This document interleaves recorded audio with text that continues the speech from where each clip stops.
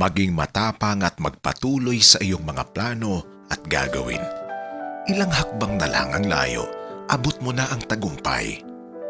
Kung nais mong magtagumpay, talunin mo ang iyong takot sa pagkabigo at gawin itong inspirasyon upang maabot mo ang iyong mga pangarap na mas malalim at mas malaki kaysa sa ano paman.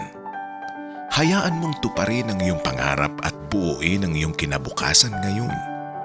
Kung hindi mo ito gagawin, balang araw may kukuha sa iyo para gawin ang kanilang mga pangarap. Huwag magmadali sa pag-abot ng tagumpay. Gaya ng paglikha ng palasyo, ito'y ginagawa sa mahabang panahon.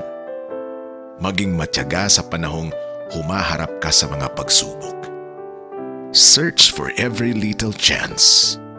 A defeatist picks out the difficulty in every scope, but a dreamer finds opportunity in every adversity.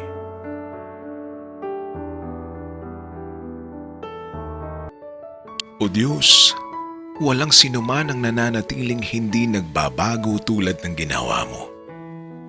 Ang bukas ay isang bagong araw at walang kasiguraduhan kung ano ang magiging hatid nito sa amin.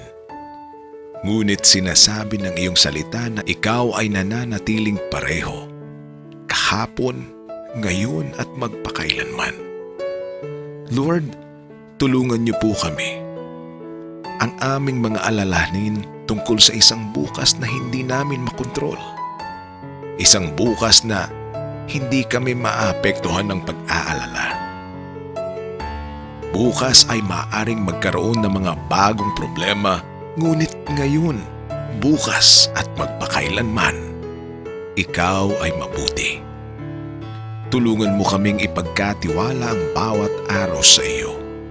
Ipaalala sa amin sa sandaling kami gumising, hawak mo ang aming araw.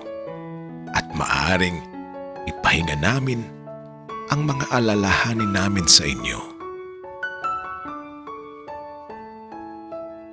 Lahat po ng ito ay aming hinihiling sa pangalan ni Jesus.